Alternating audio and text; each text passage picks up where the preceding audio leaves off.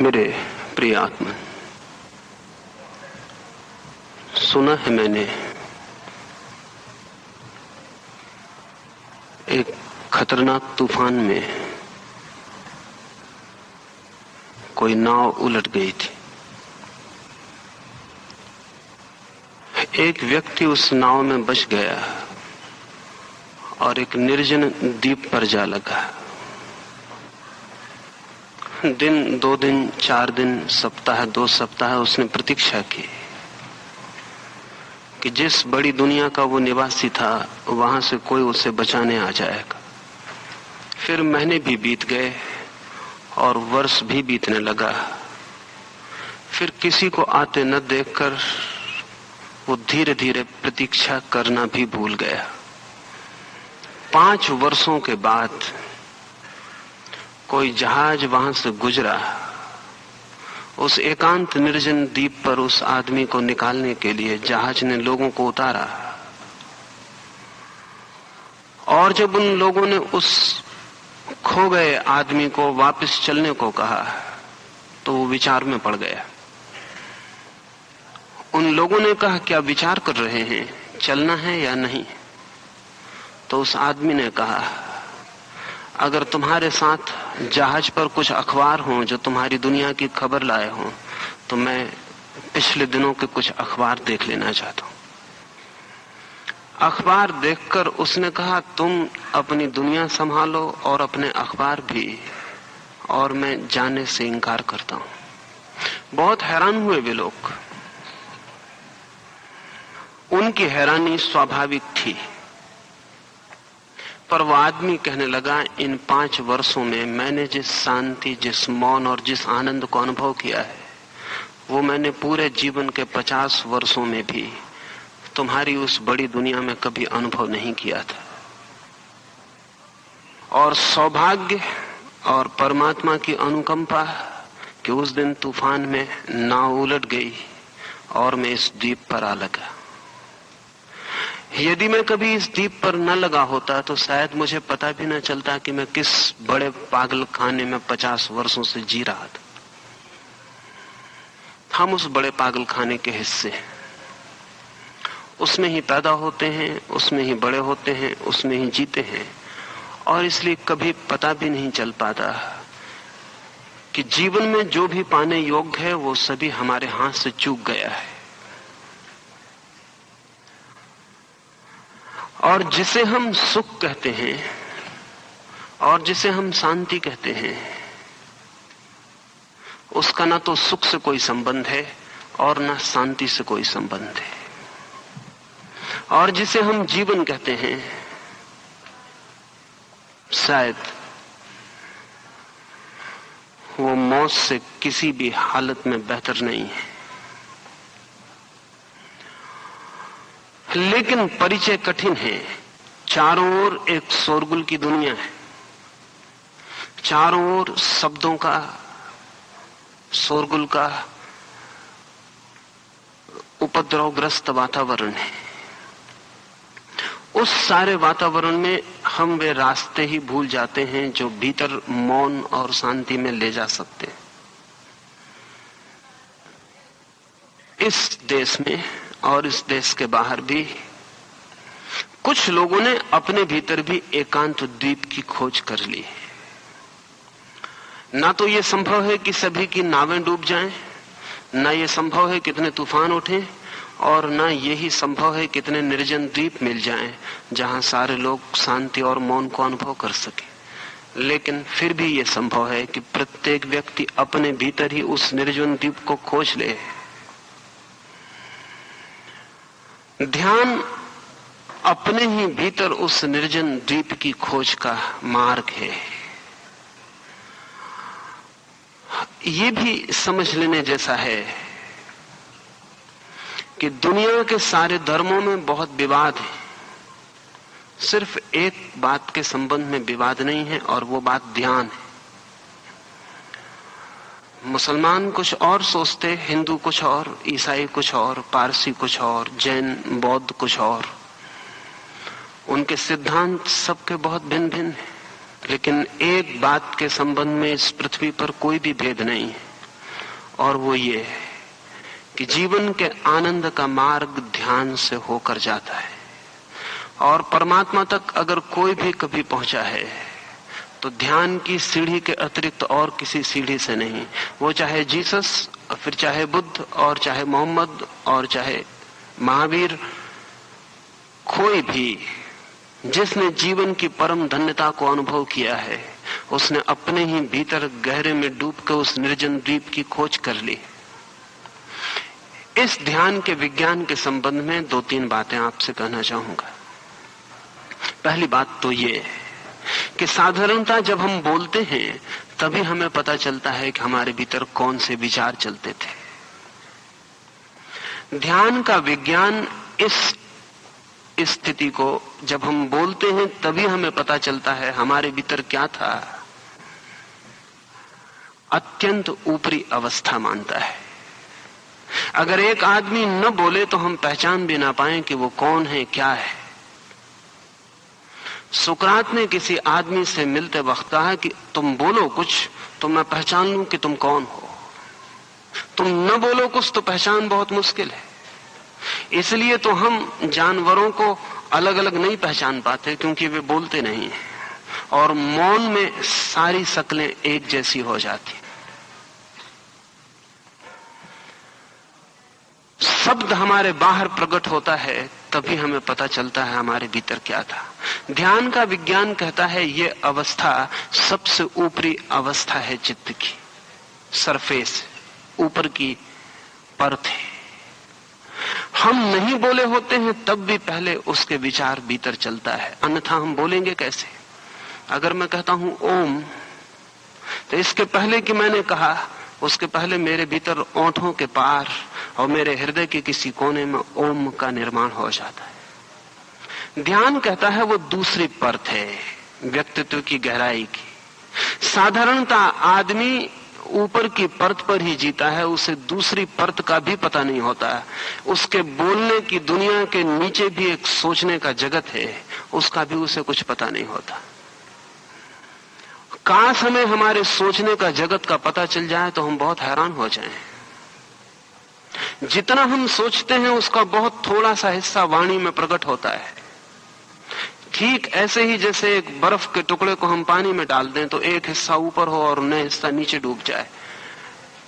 हमारा भी 9 हिस्सा जीवन का विचार का तल नीचे डूबा रहता है, एक हिस्सा ऊपर दिखाई पड़ता है। इसलिए अक्सर ऐसा हो जाता है कि आप क्रोध कर चुकते हैं तब आप कहते हैं कि यह कैसे संभव हुआ कि मैंने क्रोध किया। एक आदमी हत्या कर देता है, फिर कहता है, पछताता है कि कैसे संभव हुआ कि मैंने हत्या की, इन स्पाइट ऑफ मी। वो कहता है मेरे बावजूद ये हो गया, मैंने तो कभी ऐसा करना ही नहीं चाहा था। उसे पता नहीं कि हत्या आकस्मिक नहीं है, पहले भीतर निर्मित होती है, लेकिन वो तल गहरा है और उस तल से हमारा कोई संबंध नहीं रह गया। ध्यान कहता है पहले तल का नाम बैखरी है, दूसरे तल का नाम मध्यमा है, और उसके नीचे भी एक तल है जिसे ध्यान का विज्ञान पश्यंती कहता है। इसके पहले कि भीतर ओंठों के पार हृदय के कोने में शब्द निर्मित हो, उससे भी पहले शब्द का निर्माण होता है। लेकिन उस तीसरे तल का तो हमें साधारणतः कोई भी पता नहीं होता, उससे हमारा कोई संबंध नहीं होता। दूसरे तक हम कभी कभी झांक पाते हैं, तीसरे तक हम कभी नहीं झांक पाते। ध्यान का विज्ञान कहता है कि पहला तल बोलने का है, दूसरा तल सोचने का है, तीसरा तल दर्शन का है। पश्यंती का अर्थ है देखना। जहां शब्द देखे जाते हैं, मोहम्मद कहते हैं कि मैंने कुरान देखी, सुनी नहीं। वेद के ऋषि कहते हैं हमने ज्ञान देखा, सुना नहीं। मूसा कहते हैं मेरे सामने 10 कमांडमेंट्स प्रकट हुए, दिखाई पड़े, सुने नहीं। ये तीसरे तल की बात है, जहां विचार दिखाई पड़ते हैं, सुनाई नहीं। तीसरा तल भी ध्यान के हिसाब से मन का आखिरी तल नहीं है, चौथा एक तल है जिसे ध्यान का विज्ञान परा कहता है। वहां विचार दिखाई भी नहीं पड़ते, सुनाई भी नहीं पड़ते। और जब कोई व्यक्ति देखने और सुनने से नीचे उतर जाता है तब उस चौथे तल का पता चलता है। और उस चौथे तल के पार जो जगत है वो ध्यान का जगत है। ये चार हमारी परतें हैं। इन चार दीवालों के भीतर हमारी आत्मा है। हम बाहर के परकोटे की दीवाल के बाहर ही जीते हैं, पूरे जीवन शब्दों की परत के साथ जीते हैं और स्मरण ही नहीं आता कि खजाने बाहर नहीं है, बाहर सिर्फ रास्तों की धूल है, और आनंद बाहर नहीं है। बाहर आनंद की धुन भी सुनाई पड़ जाए तो बहुत। जीवन का सब कुछ भीतर है, जड़ों में गहरे अंधेरे में दबा हुआ। ध्यान वहां तक पहुंचने का मार्ग है। पृथ्वी पर बहुत से रास्तों से उस पांचवी स्थिति में पहुंचने की कोशिश की जाती रही है, और जो व्यक्ति इन चार स्थितियों को पार करके पांचवी गहराई में नहीं डूब पाता, उस व्यक्ति को जीवन तो मिला, लेकिन जीवन को जानने की उसने कोई कोशिश नहीं की। उस व्यक्ति को खजाने तो मिले, लेकिन खजानों से वो अपरिचित रहा और रास्तों पर भीख मांगने में समय बिताया। उस व्यक्ति के पास वीणा तो थी जिससे संगीत पैदा हो सकता है, लेकिन उसने उसे कभी छुआ नहीं। उसकी अंगुलियों का कभी कोई स्पर्श उसकी वीणा तक नहीं पहुंचा। हम जिसे सुख कहते हैं, धर्म उसे सुख नहीं कहता है भी नहीं। हम भी भली भांति जानते हैं हमारा सुख करीब करीब ऐसा है। मुझे एक छोटी सी कहानी याद आती। एक आदमी अपने मित्रों के पास बैठा है, बहुत बेचैन, बहुत परेशान, और ऐसा मालूम पड़ता है उसके भीतर कोई बहुत बहुत कष्ट, कोई भीतर वो बहुत पीड़ा को दबाए हुए। अंततः एक मित्र उससे पूछता है, इतने परेशान है, बात क्या है? सिर में दर्द है, पेट में दर्द है? उस आदमी ने कहा, नहीं, ना सिर में दर्द है ना पेट में दर्द, मेरे जूते बहुत काट रहे हैं, बहुत तंग हैं जूते। मित्र ने कहा, तो जूतों को निकाल दें, और अगर इतने तंग जूते हैं कि इतना परेशान कर रहे हैं तो थोड़े ठीक जूते खरीद लें।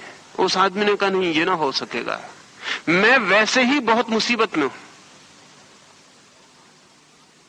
पत्नी मेरी बीमार है, लड़की ने न चाहता था जिस व्यक्ति से उससे शादी कर ली, लड़का शराबी है, जुआरी है, और मेरी हालत दिवाले के करीब है।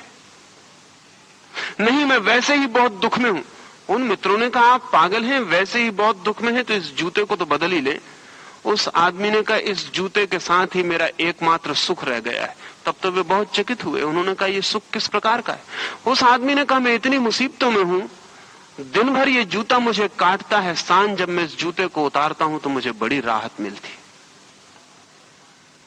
एक ही सुख मेरे पास बचा है, वो ये कि सांझ जब घर जाके मैं इस जूते को उतारता हूं तो बड़ी रिलीफ, बड़ी राहत मिलती। बस एक ही सुख मेरे पास है, और तो दुख ही दुख है।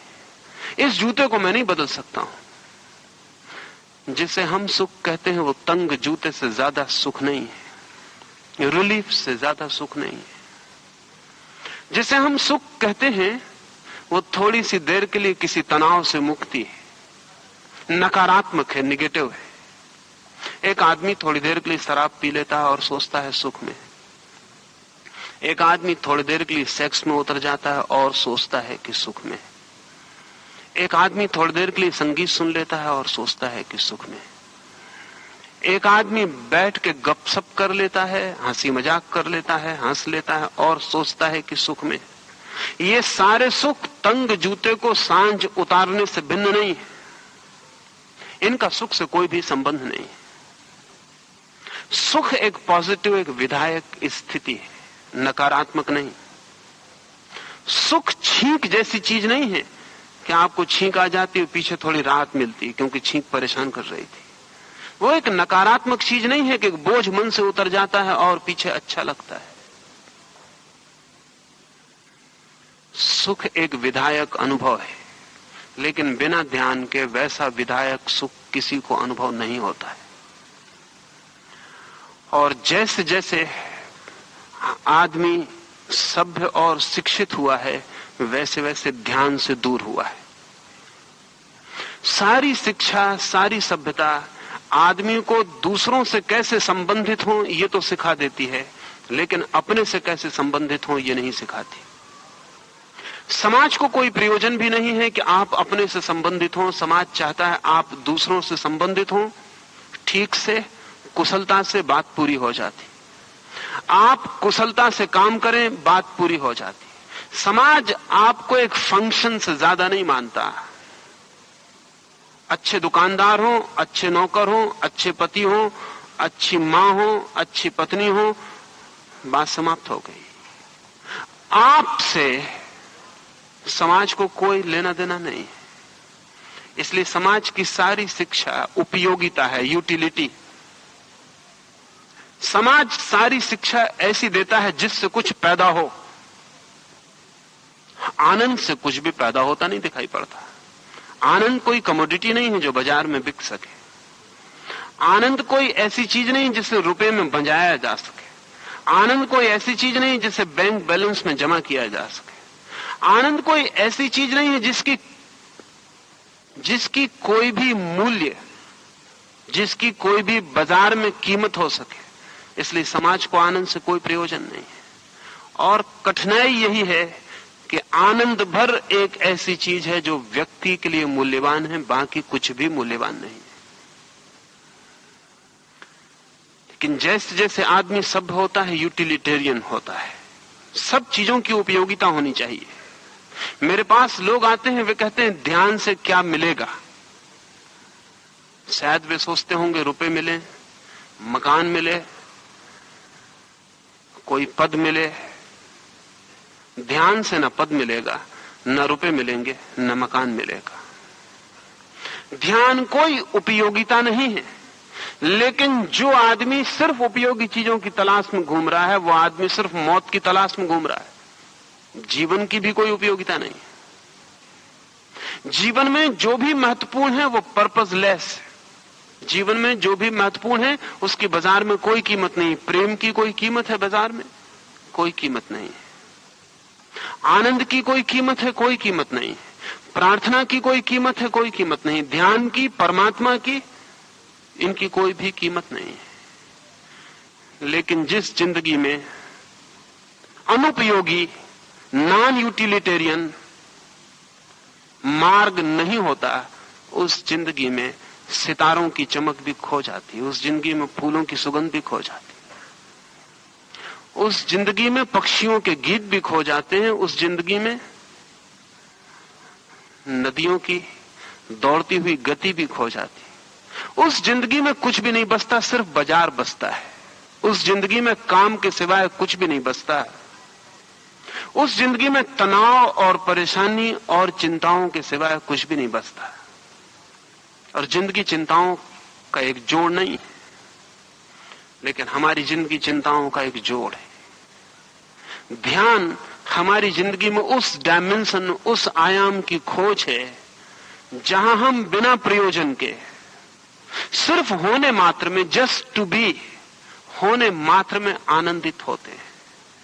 और जब भी हमारे जीवन में कहीं से भी सुख की कोई किरण उतरती है तो वे ही क्षण होते हैं जब हम खाली, बिना काम के, समुद्र के तट पर या किसी पर्वत की ओट में, या रात आकाश के तारों के नीचे, या सुबह उगते सूरज के साथ, या आकाश में उड़ते हुए पक्षियों के पीछे, या खिले हुए फूलों के पास, कभी जब हम बिना काम, बिल्कुल बेकाम, बिल्कुल व्यर्थ, बाजार में जिसकी कोई कीमत न होगी, ऐसे किसी क्षण में होते हैं, तभी हमारे जीवन में सुख की थोड़ी सी ध्वनि उतरती।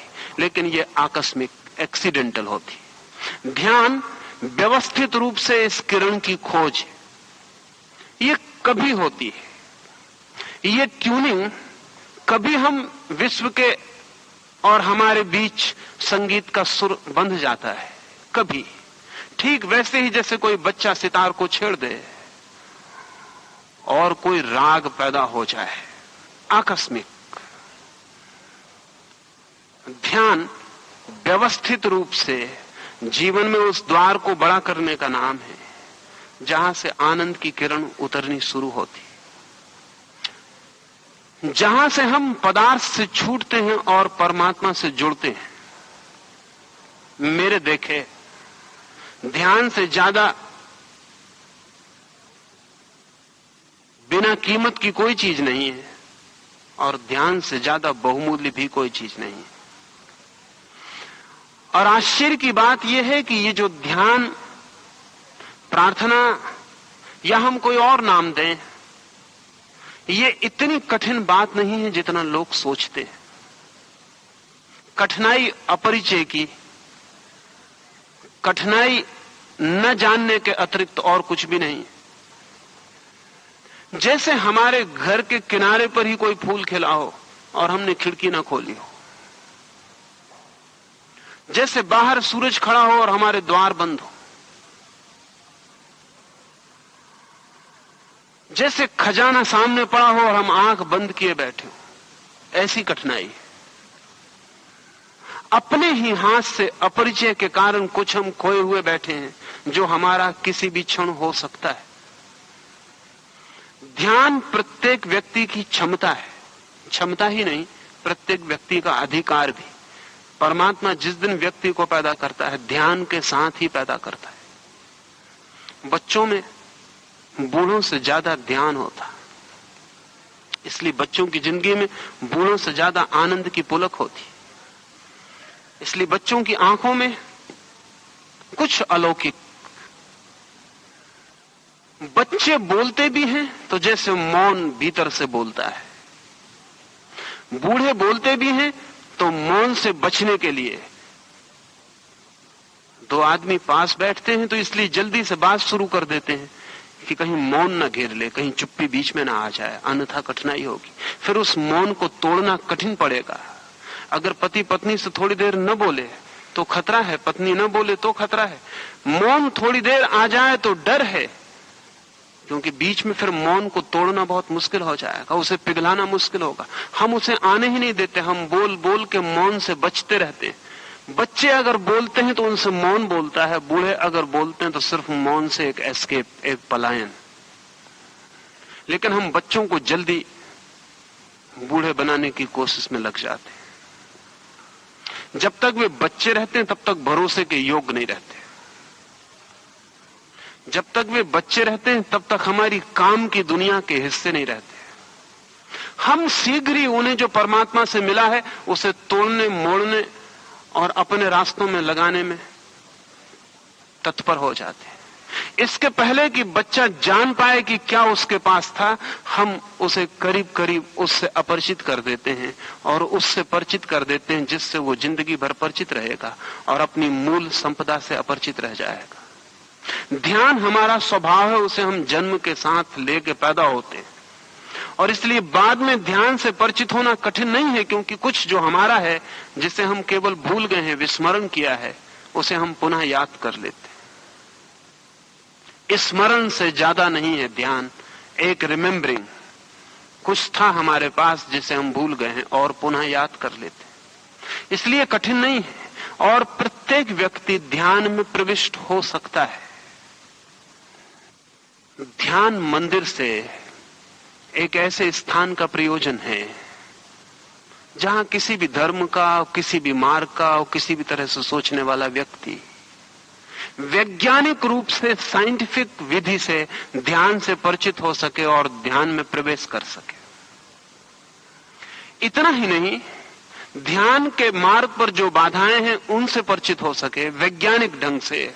और ध्यान रहे, मैं जोर देकर कह रहा हूं वैज्ञानिक ढंग से, क्योंकि मंदिरों की कोई कमी नहीं, मस्जिदों की कोई कमी नहीं, गुरुद्वारे बहुत हैं, लेकिन गुरुद्वारों की, मस्जिदों की, मंदिरों की भाषा और आज के आदमी के बीच कोई संबंध नहीं रह गया। ऐसा नहीं कि मंदिर जो बोलते हैं वो गलत बोलते हैं, और ऐसा भी नहीं कि मस्जिद में जो कहा जाता है वो गलत है, और ऐसा भी नहीं कि गुरुद्वारा जो संदेश लिए बैठा है वो गलत है। वे संदेश सब ठीक है, लेकिन भाषा उनकी इतनी पुरानी पड़ गई कि उससे आज के आदमी का कोई संबंध नहीं। आज कोई संबंध हो भी नहीं सकता। आज के आदमी की सारी शिक्षण की व्यवस्था वैज्ञानिक है।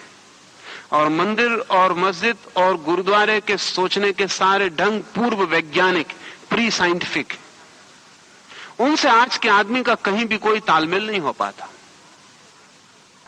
ध्यान केंद्र से या ध्यान मंदिर से मेरा प्रयोजन है वैज्ञानिक विधियों से, वैज्ञानिक व्यवस्था से आधुनिक आदमी के मन को ध्यान से न केवल बौद्धिक रूप से परिचित कराया जा सके, बल्कि प्रयोगात्मक एक्सपेरिमेंटली भी उसे प्रवेश दिया जा सके।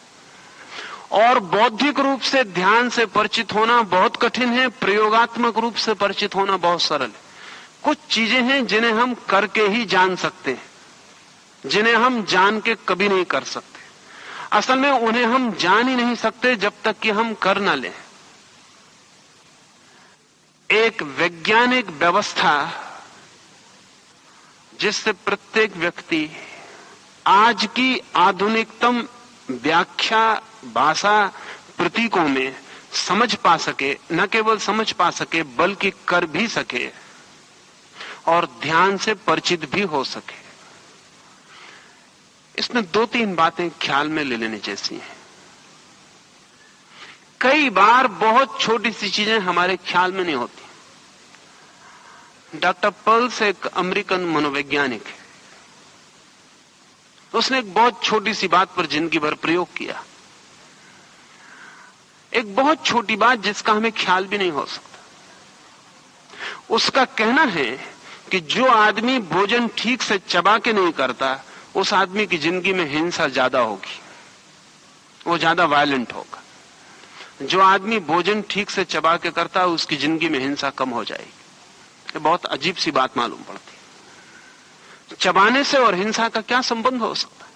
लेकिन पर्ल्स की 30 साल की खोज यही है कि सभी जानवरों की हिंसा उनके दांतों से बंधी होती। सभी जानवर दांत से हिंसा करते हैं। जब भी हिंसा करते हैं तो दांत से ही करते हैं। आदमी भी, उसकी हिंसा भी उसके दांतों में केंद्रित है।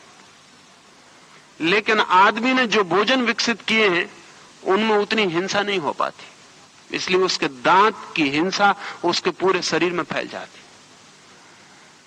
अब पर्ल्स ने पिछले 10 वर्षों में अनेक लोग जो वायलेंट थे, पागल थे, जो हिंसा बिना किए रह नहीं सकते थे, उनको सिर्फ भोजन ठीक से चबाने का प्रयोग करवाया और पाया कि 3 महीने के प्रयोग में जो आदमी बिना चीजों को तोड़े फोड़े नहीं रह सकता था, जो आदमी किसी न किसी को मारे बिना नहीं रह सकता था, उस आदमी की हिंसा तिरोहित हो गई। फिर उसने दांतों और हिंसा और मनुष्य के व्यक्तित्व को पूरा का पूरा वैज्ञानिक आधारों पर खोजबीन की और उसकी बात बहुत दूर तक सच साबित हुई। आप प्रयोग करके देखें और ख्याल में आएगा। एक 15 दिन भोजन को इतना चबाएं कि जब तक वो लिक्विड ना हो जाए तब तक उसको भीतर न ले जाएं, और 24 घंटे आप स्मरण करें कि आपकी हिंसा में रोज फर्क पड़ता है या नहीं पड़ता है। और आप 21 दिन के प्रयोग के बाद दंग हो जाएंगे कि आपके क्रोध में फर्क हो गया है और क्रोध के लिए कुछ भी नहीं करना पड़ा कहीं कुछ और अगर आप सीधे क्रोध के लिए कुछ करेंगे तो कोई फर्क नहीं पड़ेगा, क्रोध दब जाएगा, एक तरफ से दूसरी तरफ से निकलना शुरू हो जाएगा। आपको क्रोध आ जाए जोर से तो अपनी टेबल के नीचे दोनों हाथ बांध के नाखूनों को अपनी ही गद्दी में जोर से गड़ा लें 3 बार और मुट्ठी खोलें और छोड़ें और फिर क्रोध करके देखें, तो आप बहुत हैरान हो जाएंगे। 3 बार मुट्ठी को खोलने और बंद करने में वो ताकत खो गई जिससे आप क्रोध कर सकते थे। असल में नाखून और दांत हिंसा के केंद्र हैं। सारे जानवर नाखून और दांतों से हिंसा कर रहे हैं, और चूंकि आदमी के पास दांत कमजोर थे और नाखून कमजोर थे, इसलिए उसने हथियार बनाए जिनसे उसने दांतों और नाखूनों का काम लिया है। अगर हम आदमी के सारे हथियारों को देखें तो हम पाएंगे या तो वो दांत का विस्तार है या नाखून का।